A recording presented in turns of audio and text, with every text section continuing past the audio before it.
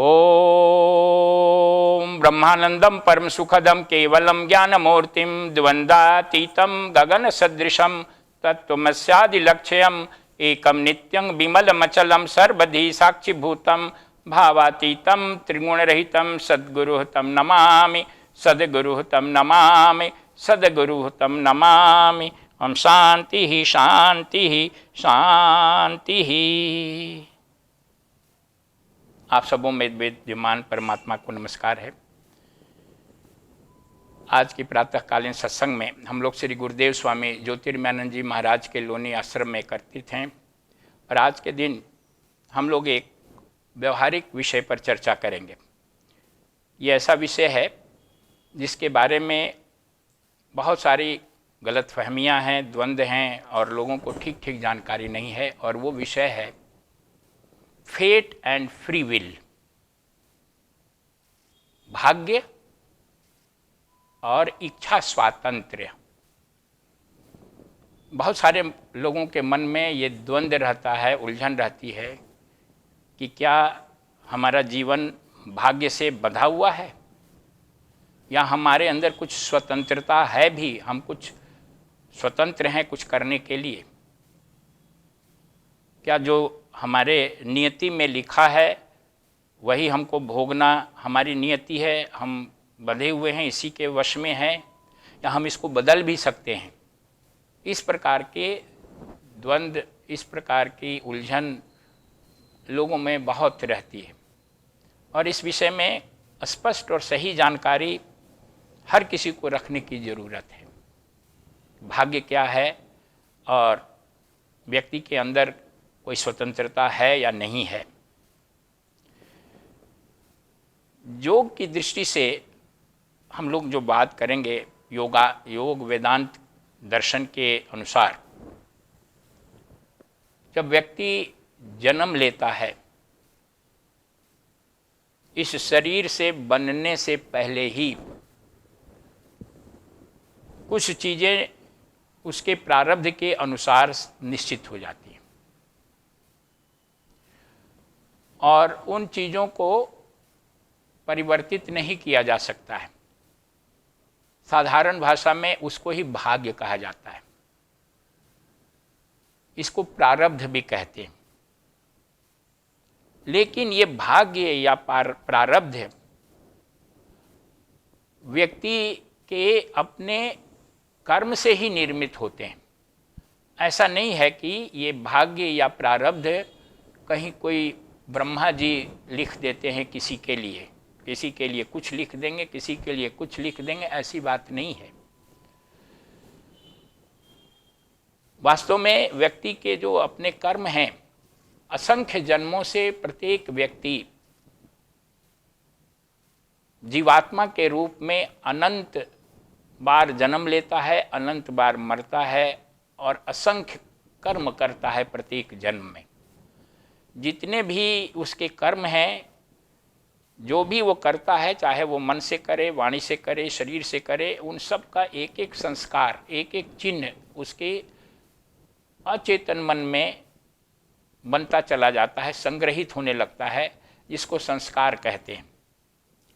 और इसको ये अचेतन मन में, अनकॉन्शियस माइंड में हर जन्म का संस्कार संग्रहित होता रहता है। इसको संचित कर्म भी कहा जाता है। व्यक्ति के जन्म से पहले, यानी अब उसको यहाँ से लें कि इस जन्म में जब व्यक्ति की मृत्यु होती है लास्ट कर्म करने के बाद, उसी समय संचित कर्म कोश से, संचित कर्म का जो बड़ा भंडार है, असंख्य जन्मों के जो कर्म बने हुए हैं, उनमें से कुछ कर्म जो हैं वो अलग निकल जाते हैं और उन कर्मों को, उस कर्म के समूह को प्रारब्ध कर्म कहते हैं। ये जो प्रारब्ध कर्म है, इस व्यक्ति की इस समय की मृत्यु से लेकर के अगले जन्म की मृत्यु तक के सामान्य चीज़ों को निर्धारित कर देती है। इससे व्यक्ति की आयु निश्चित हो जाती है, भोग निश्चित हो जाता है, और उसकी वर्ग या जाति निश्चित हो जाती है। यानी ये जो जीव है कितने समय तक सूक्ष्म लोक में रहेगा, वहाँ क्या क्या अनुभव करेगा, कब इसका पुनर्जन्म होगा, किस परिवार में पुनर्जन्म होगा, कितनी आयु होगी, और उस जन्म में उसके भोग यानी अनुभव, सुख और दुख क्या अनुभव होंगे, ये एक सामान्य रूपरेखा इसकी बन जाती है। किस परिवार में जन्म लेगा, किस देश में जन्म लेगा, किस माता पिता के पास जन्म लेगा, कैसा इसका रूप आकार होगा, ये सब चीज़ें निश्चित हो जाती है। सामान्य भाव से, सामान्य भाषा में इसको ही लोग भाग्य कहते हैं। लेकिन ये जो भाग्य है, नियति है, ये कहीं और से या किसी के द्वारा उस व्यक्ति के ऊपर थोपी नहीं जाती है, बल्कि असंख्य जन्मों के कर्म जो उसने किए हैं, वो कर्मों में से ही ये कर्म अलग होकर के उसको एक जन्म के लिए उसकी भाग्य या प्रारब्ध के रूप में उसे मिलते हैं। तो कुछ चीज़ें जीवन में आती हैं, जैसे मैंने कहा कि इस प्रारब्ध से आयु, भोग और जाति ये निश्चित हो जाती है, इसको नहीं बदला जा सकता है। लेकिन जो चीज़ें नहीं बदली जा सकती है उसकी आवश्यकता भी नहीं है बदलने की, और वो व्यक्ति के आध्यात्मिक विकास में, उसके उन्नति में या किसी प्रकार के उसके सफलता में ये जो चीज़ें नहीं बदली जा सकती है वो अवरोधक नहीं होती है। हम किसी माता पिता के यहाँ जन्म लें, किसी देश में जन्म लें, हमारा रूप आकार सांवला हो, गोरा हो, लंबे हो, चौड़े हो, नाक टेढ़ी हो, सीधी हो, ब्राह्मण में हो या किसी नीच जाति में हो या कहीं हो, तो इससे कोई फर्क नहीं पड़ता है कि उसके विकास में, आध्यात्मिकता के उन्नति में कहीं कोई बाधा होगी। हम गरीब हो सकते हैं, अमीर भी हो सकते हैं, तो ये सब अवरोध नहीं है। और बाकी जो चीज़ें हैं जो उसे मिली हैं, बाहरी चीज़ें, वो चीज़ें, उन चीज़ों को व्यक्ति अपने इच्छा स्वातंत्र से, फ्री विल से बदल सकता है। ऐसा उसके अंदर एक स्वतंत्र इच्छा है परमात्मा की तरफ से दी हुई हर किसी को, कि जैसे कोई गरीब घर में जन्म लिया तो वो धनी हो सकता है, कोई किसी स्थान में एक जन्म लिया तो दूसरे स्थान में जा सकता है। हर किसी का जन्म, मान लीजिए हम लोगों का जन्म कहीं और हुआ, रह कहीं और रहे हैं, और भी कहीं यहाँ से और भी जा सकते हैं, और हम अपनी इच्छा अनुसार अपनी प्रगति कर सकते हैं। मान लें कि किसी के जीवन में प्रारब्ध के कारण, पिछले प्रारब्ध उसके कर्म अच्छे नहीं थे, इसके कारण उसके जीवन में विषमताएं, दुख या कठिनाइयां आ रही हैं। एक उदाहरण से समझें इसको। विगत कर्म हमारा अच्छा नहीं था, इसलिए वर्तमान में उसका परिणाम हमें बुरा भोगना पड़ रहा है। उसके जो फल हैं वो हमें कष्ट दे रहे हैं। लेकिन यहाँ पर व्यक्ति को ये स्वतंत्रता है कि इस विषमता को, इस दुख को, इस कष्ट को वो किस प्रकार से झेले, किस प्रकार से सामना करे। यहाँ एक व्यक्ति स्वतंत्र है। एक व्यक्ति ऐसा होगा जो इस कष्ट को झेलते समय बस और दुखी होकर के झेलता रहेगा और निगेटिविटी बढ़ाएगा, अपने को और संसार को दोष देता रहेगा। ये भी कर सकता है। या एक दूसरा व्यक्ति ये हो सकता है कि इस कष्ट को तप में बदल देगा। जो कष्ट भोग रहा है उसके प्रति वो तप भावना विकसित करे, महसूस करे कि ये मेरे लिए तपस्या का समय है, और उस तपस्या को, जैसे आध्यात्मिक साधक तप करते हुए अनेक प्रकार के कष्ट भोगता है, तो उन कष्टों के माध्यम से उसे तप के संस्कार का लाभ मिलता है। उसी प्रकार यदि जीवन के हमारे प्रारब्ध या पूर्व कर्म के खराब पूर्व कर्म के कारण हमें यहाँ संसार में विषम परिस्थिति दुख भोगना पड़ रहा है, तो आध्यात्मिक साधक उस विषम परिस्थिति में रहते हुए उसके प्रति तप भावना विकसित करके उसको वो झेलेगा, उसका सामना करेगा, तो वही पीछे का जो कुकर्म था, अभिशाप था, वो वर्तमान में फलित होते समय वर्तमान में तप के रूप में उसे शुभ कर्म के रूप में वो फल प्रदान करने लगेगा। उसके अंदर धैर्य बढ़ जाएगा, उसके अंदर विश्वास बढ़ेगा, उसके अंदर ईश्वर के प्रति जो है श्रद्धा बढ़ेगी, उसके अंदर सकारात्मक सोच बढ़ जाएगी। विषम परिस्थिति पहले थी, उसका फल भी बुरा मिल रहा है, लेकिन वर्तमान में उसके प्रति अगर रिएक्शन सकारात्मक है, तप भावना के साथ है, तो ये चेंज किया जा सकता है।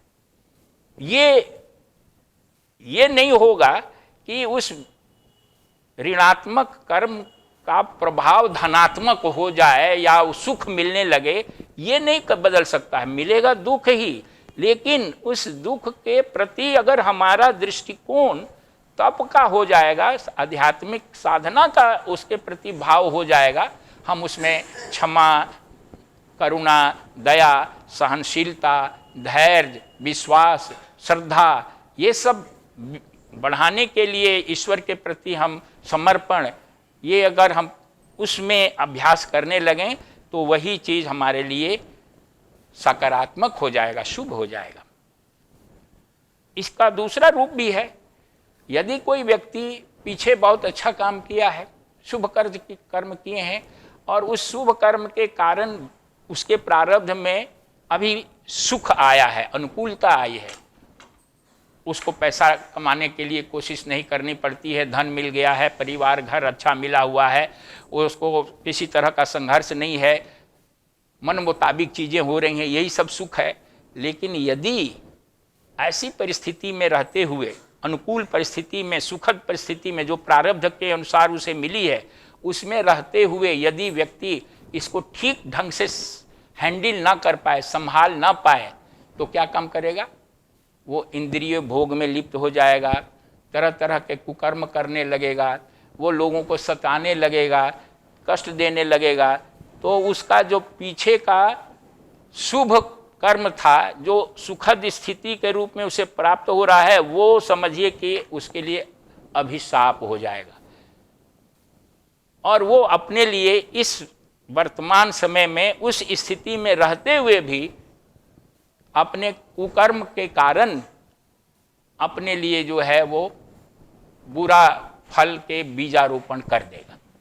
तो इस बात को अच्छी तरह से समझ लेने के बाद साधक को दोनों ही स्थितियों में, चाहे अनुकूलता हो या प्रतिकूलता हो, यदि अनुकूल परिस्थिति हो उसमें व्यक्ति को अधिक से अधिक साधना में गति तीव्र करनी चाहिए, अधिक से अधिक प्रार्थना करनी चाहिए, उसके अधिक से अधिक उसमें दया करुणा बढ़ाने का कोशिश करना चाहिए, शुभ कर्म करने का कोशिश करना चाहिए। तो अनुकूल परिस्थिति में रहते हुए वो और अधिक शुभ कर्म में प्रवृत्त होगा, तो अपने भविष्य के लिए भी वो स्वर्णिम भविष्य का बीजारोपण करेगा। तो ये दोनों भी स्थितियां, चाहे सुख की स्थिति हो चाहे दुख की स्थिति हो, ये हमारे आपके ऊपर निर्भर करता है कि हम उसका उपयोग अपने उन्नति के लिए कर रहे हैं या अवनति के लिए कर रहे हैं। पीछे के कर्म से हमें जो कुछ भी प्राप्त हो रहा है, वर्तमान कर्म के द्वारा हम उसको एक दिशा दे सकते हैं। ये बात जाननी बहुत महत्वपूर्ण है। और इस बात को जान लेने के बाद, क्योंकि बहुत सारे लोग तपस्या करने के लिए वन में चले जाते हैं, किसी संत महात्मा के आश्रम में जाते हैं। वन में जाने की जरूरत नहीं है, पहाड़ में जाने की जरूरत नहीं है। आपके घर में ही आपके प्रारब्ध बस ऐसी परिस्थितियां आ जाती हैं जिनको यदि आप सही ढंग से झेलने की कला जान जाएं, तो वही तप हो जाएगा, वही आपकी साधना हो जाएगी। इसलिए व्यक्ति को जो है हमेशा अपने जीवन के प्रति दृष्टिकोण क्या रखना है, इसके प्रति एकदम स्पष्ट जानकारी होनी चाहिए। बहुत सारे लोग ऐसे हैं जो अपना भाग्य जानने के लिए ज्योतिषियों के पीछे भागते रहते हैं। हजारों लोग हैं जो उनको भविष्य बता दे, कोई पंडित हो, कोई ज्योतिषी हो, कोई महात्मा हो, क्या होने वाला है, उनका जीवन में क्या होगा। तो पहली तो बात ये जान ली कि इस क्षेत्र में इस प्रकार के जो बातें बताने वाले लोग हैं, इसमें बहुत क्या लगभग सब झूठे और फरेबी। वो आपके मनोविज्ञान को पढ़ते हैं और मनोविज्ञान के अनुसार आपको जवाब देते हैं। कोई भी व्यक्ति 100% किसी भी व्यक्ति के प्रारब्ध को पढ़ नहीं सकता है। जो ज्योतिषी या जो भी भविष्यवक्ता गणना कोई करते हैं आपके हॉरोस्कोप से कि आपका ये ग्रह ऐसे खराब है, वो ग्रह ऐसे की दृष्टि है, उसकी वक्र दृष्टि है, उस पर उसकी छाया पड़ रही है, ये वास्तव में ऐसा नहीं है कि कोई ग्रह नक्षत्र किसी व्यक्ति के भाग्य को बदल देते हैं। ग्रह नक्षत्र से व्यक्ति का भाग्य नहीं बदलता है, न बनता है, बल्कि व्यक्ति के कर्म के अनुसार ही ग्रह नक्षत्र उस स्थिति में आते हैं। मुख्य चीज कर्म है व्यक्ति का, और उस व्यक्ति के कर्म के कारण ही उस ग्रह नक्षत्र की स्थिति बनती है। और जो ज्योतिषी या जो ये विज्ञान कुछ भविष्यवाणी करता है तो वो कुछ जनरल पैटर्न बता सकता है। जैसे मौसम का पूर्वानुमान लोग बताते हैं कि कल वर्षा होने वाली है, हो सकती है, तो उसमें झिलमिलाहट होकर के हल्की भी वर्षा हो सकती है, ज़्यादा भी हो सकती है, बादल लग के रह सकते हैं या बहुत तेज भी हो सकती है। एक जनरल प्लान है और वो केवल इसलिए है कि आप अपने लिए थोड़ी सावधानी बरत सकें। जैसे आपको सागर में जाना है, नाव में जाना है कहीं, और आपको भविष्यवाणी है कि भाई तूफान आने वाला है, तो आप या तो रुक जाइए या सावधानी बरतने वाली चीज़ों को लेके जाइए, ऐसा उसका लाभ थोड़ा हो सकता है। लेकिन ऐसा नहीं है कि आपके जीवन को वो पूरी तरह से वो रूपांतरित कर सके। उससे ये हो सकता है कि आप अपने आप को थोड़ा सुरक्षित करने के लिए कुछ उपाय कर लें, लेकिन अपने जीवन को किसी ज्योतिषी या किसी भविष्यवक्ता के हाथों में दे करके उसी के अनुसार चलने लगना आपके लिए वो भ्रम होगा और आपको कष्ट में डालेगा। आपको कोशिश ये करना है कि यदि किसी भविष्यवक्ता ने ये बताया है कि कुछ दिन आने वाला समय जो है खराब होगा, मान लीजिए, तो आपको वर्तमान में अपने अंदर साधना से, जप से, प्रार्थना से, सत्संग से अपने अंदर कुछ शुभ जो है संस्कार को, शुभ गुण को विकसित करने का कोशिश करना चाहिए, जिससे कि आप उस निगेटिव परिणाम को आध्यात्मिक अंतर्दृष्टि से झेल सके, अपने को तैयार कर सके। और यदि ये कोई कहे कि आपके आने वाले दिन बड़े अच्छे हैं, बहुत अभी कुछ दिनों के बाद आपके ग्रह नक्षत्र का बड़ा बढ़िया संयोग हो रहा है, आपके सब ऐसे ऐसे सुखद हो जाएगा, तो भी अपने आप को प्रार्थना से सत्संग से, अनेक प्रकार के शुभ संस्कार से संपन्न करना चाहिए कि आप उस अनुकूलता में कहीं भटक न जाएं। पैसा आए तो शराब पीने लगे, ये ना हो जाए। पैसा आए तो दूसरे से लड़ाई करने लगे, आपको पावर आ जाए तो दूसरों को सताने लगे। ये सब चीज़ों से बचने के लिए भी आपको अपने अंदर शुभ संस्कार को उत्पन्न करना होगा। आध्यात्मिक रूप से ऋणात्मक कर्म के परिणाम को भोगने के लिए भी शुभ संस्कार को बढ़ाने की जरूरत है, और धनात्मक कर्म को भी भोगने के लिए शुभ संस्कार को बढ़ाने की जरूरत है। तीसरी बात को यह ध्यान में रखना है कि जब आपके अंदर सत्व का प्रभाव होता है, सात्विकता बढ़ती है, अपने जीवन में सत्व, रजस और तमस त्रिगुण जो है हमेशा प्रभावी रहते हैं, कभी सत्व, कभी रजस, कभी तमस, और इन गुणों के अनुसार ही हमारी बुद्धि, हमारी इंद्रियां, हमारा विवेक, हमारा शरीर, हमारी क्रियाएं सब प्रभावित होती हैं। सत्व अगर प्रभावी है हमारे जीवन पे या व्यक्तित्व पर, तो हमारी सारी जो ये क्रियाएं हैं मन की, शरीर की या वाणी से, वो सब सात्विक और अच्छी तरीके से होने लगती। अगर रजस तमस प्रभावी है तो हमारी इंद्रियां, हमारी बुद्धि, हमारा विवेक, हमारा अहंकार सब राजसिक तामसिक प्रभाव में आ जाएगा। ये राजसिक तामसिक प्रभाव निम्न प्रभाव है: जड़ता, आलस्य, मूर्खता, मूढ़ता, निगेटिविटी, ये सब तमस है। उग्रता, चिंता, विक्षेप, व्यग्रता, चंचलता, ये सब जो है अस्थिरता, ये रजस की पहचान है। फिर सात्विकता के प्रभाव में व्यक्ति जो है वो उच्च दिशा की तरफ बढ़ता है, उसका साधना में मन लगता है, वह अपने को, अपने जीवन के जो परम लक्ष्य है आत्म साक्षात्कार, उसके तरफ बढ़ाता है। उसमें क्षमा, दया, करुणा, उदारता, ये सब बढ़ने लगती है। तो जब आपके व्यक्तित्व पर सत्व का प्रभाव रहता है तो आप अपने अंदर की जो फ्री विल है, जो इच्छा स्वातंत्र है, परमात्मा ने सबके अंदर इच्छा स्वातंत्र दी हुई है, लेकिन आप जब रजस और तमस के प्रभाव में होते हैं तो इच्छा स्वातंत्र दब जाता है। तब आप बाहरी किसी भविष्यवक्ता या ज्योतिषी के ऊपर निर्भर हो जाते हैं, ग्रह नक्षत्र के ऊपर निर्भर हो जाते हैं कि कब ग्रह नक्षत्र हमारे ठीक होंगे कि हमारे काम बन जाएगा, हमारी स्थिति बन जाएगी। ये रजस तमस के प्रभाव में जब आप होते हैं तब होता है।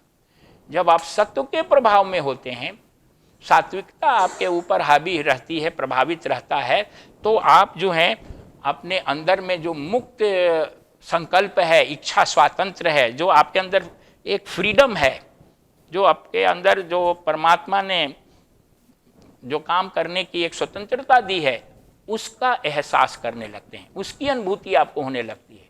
तब आप महसूस करते हैं कि मैं ये सब कर सकता हूँ, मुझे करना चाहिए। सत्व के प्रभाव में इच्छा स्वातंत्र आपका जो है वो प्रकट होने लगता है। रजस तमस के प्रभाव में आपके अंदर निर्भरता आ जाती है और आप अपने आप को अपने भाग्य के अधीन महसूस करते हैं। तो मुख्य बात ये भी है कि आप अपने जीवन में सत्व को विकसित करें, सात्विकता को बढ़ाने का प्रयास करें। और ये सत्व विकसित कैसे होता है? तो जैसा मैंने कहा कि सद्कर्म से होता है, सद्गुणों के विकास से होता है, सत्संग से होता है, और अपने अंदर की जो निगेटिविटी है, जो आपके अंदर का मल दोष दुर्गुण है, उसको दूर करने से होता है। तो इस प्रयास में यदि आप लगे रहेंगे तो आप भाग्य को ठीक समझ लेंगे और महसूस करेंगे कि आप भाग्य से बंधे हुए नहीं हैं। भाग्य आपको विवश नहीं करता है, आप बल्कि अपने भाग्य के स्वयं निर्माता हैं। इस बात का एहसास, इस बात की अनुभूति आपको सत्व के स्थिति में होगी। और तब आप अपने प्रारब्ध, पिछले प्रारब्ध से, जैसे मैंने कहा कि उससे लगभग जनरल प्लान निश्चित हो जाता है, आयु, भोग और जाति वाला, तो वो अगर कभी प्रकट भी हो रहा है तो उस समय भी आप महसूस करेंगे कि मैं भाग्य से नहीं बंधा हूं, मैं कुछ कर सकता हूं, मेरे अंदर इच्छा स्वतंत्र है, मैं अपने जीवन को नवनिर्मित कर सकता हूं। और आप जो है धैर्यपूर्वक अपने प्रारब्ध को भोगते हुए उसको अपने हित में बना लेंगे, अपने लिए उपयोगी बना लेंगे।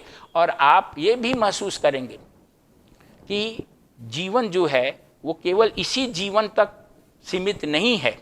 जो हमारे अंदर की अच्छाई है, हमारे अंदर जो शुभ कर्म हैं, या जो हमारे अंदर जो सात्विकता है, वो कोई ज़रूरी नहीं है कि आज ही उसका परिणाम मिल जाए।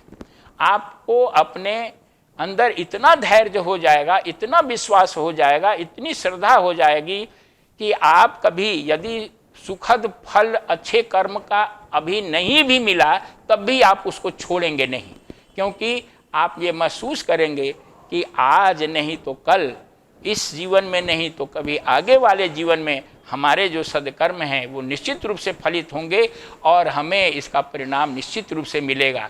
आप में अधीरता नहीं होगी और आप महसूस करेंगे कि आप किसी बाहरी शक्ति से प्रभावित नहीं होते हैं। मैंने ही अपने कर्म को पहले किया है, मैं आज अपने कर्म को मैं कर सकता हूँ।